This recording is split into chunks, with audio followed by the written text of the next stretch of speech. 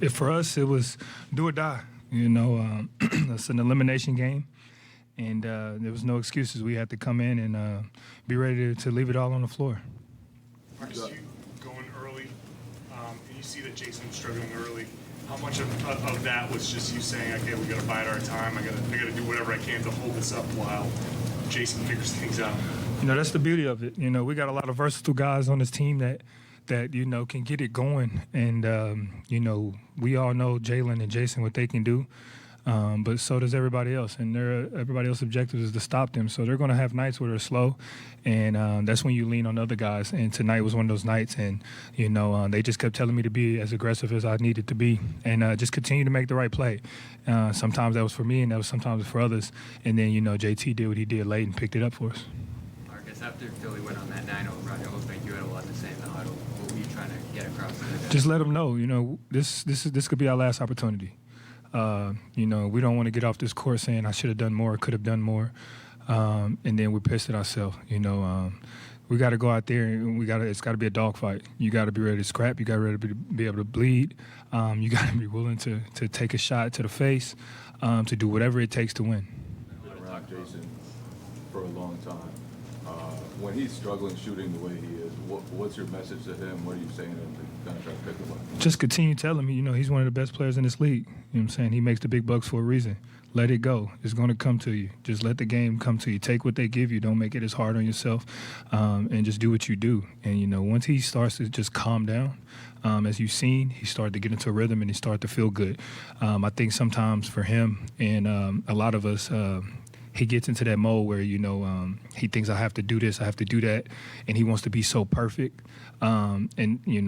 It's a good thing and it's a bad thing. And sometimes, you got to lean on your teammates, and that's what we're here for, to let them know, you're not perfect. Nobody's perfect.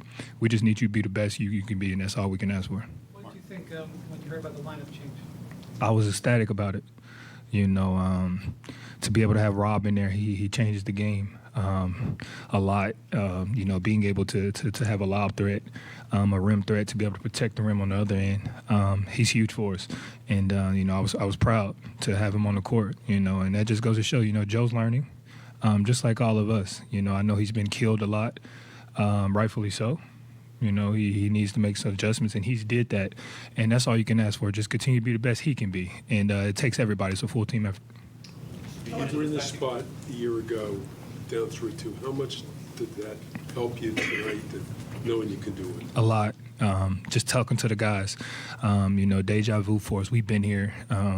We've been in the closeout game where, we messed up at home and have to go on the road and get it back. So, there's no reason for us to be stressed out. Just go out there and do what we do. Joe, like you just said, he's taking some criticism, rightfully so. As a team, when he's learning on the fly, but it's the playoffs and this is kind of like your championship window, what's it like trying to help him along while trying to win on the floor? It's different, but it helps us as players, because when you think about it in the grand scheme, we're teaching him as well. And we're teaching ourselves. We get to learn more about ourselves. It allows Jason, it allows Jalen, it allows me to be more vocal on the court and to go figure things out, and we doing it together. So, it's not going to be perfect. Joe's not perfect. He was put in a very tough situation this year, and he's doing the best he can. And that's all we can ask for. We're going to continue to go out there and work our tails off for him, just like he's going to go out there and continue to work his tail off for us.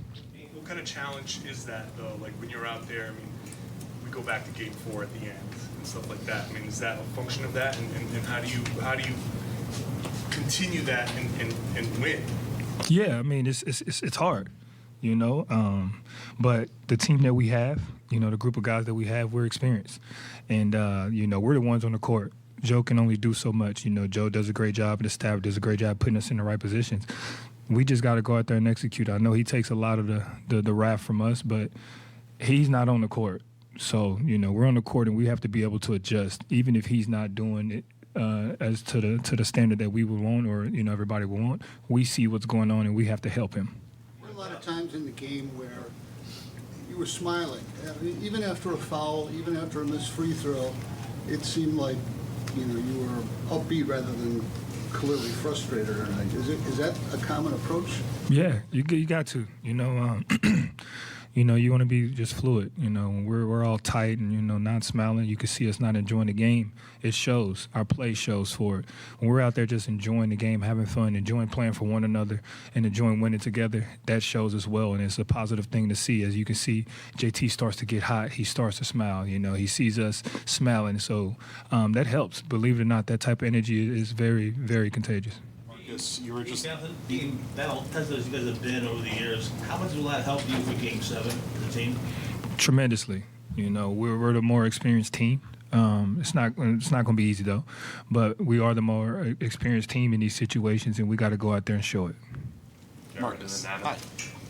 You used that dogfight quote after last game, said it almost verbatim tonight, and you were just saying all this stuff about the situation Joe came into. How much do you take it upon yourself personally in these huge moments that it's your job to set the tenor for this team? A lot. You know, my teammates look for me for that.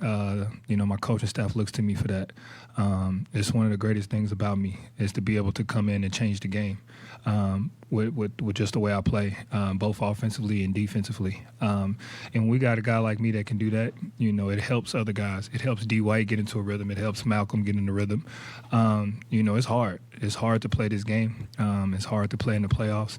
And, you know, for a guy like me, my job is to make sure that everybody's confidence is up and everybody is upbeat.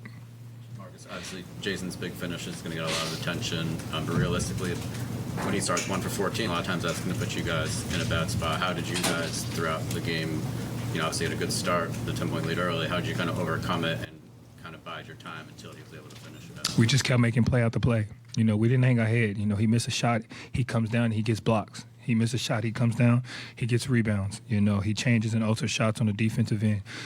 He's not making shots, he come down, he's finding guys.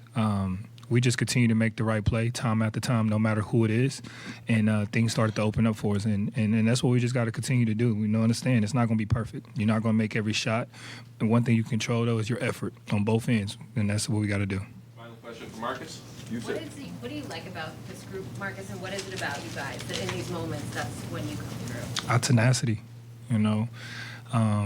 For some reason, you know, we do play well with our backs against the wall, but being able to have that versatility, you know, to sub guys in, you know, to change up the lineup, and to be able to play and everybody on the court affects the game winningly. That's the biggest thing for us, and we got to understand that we have that. We've been doing that, and we're great when we do that. When we understand that, you start seeing plays like tonight. Thank you, Marcus. Thank you, guys.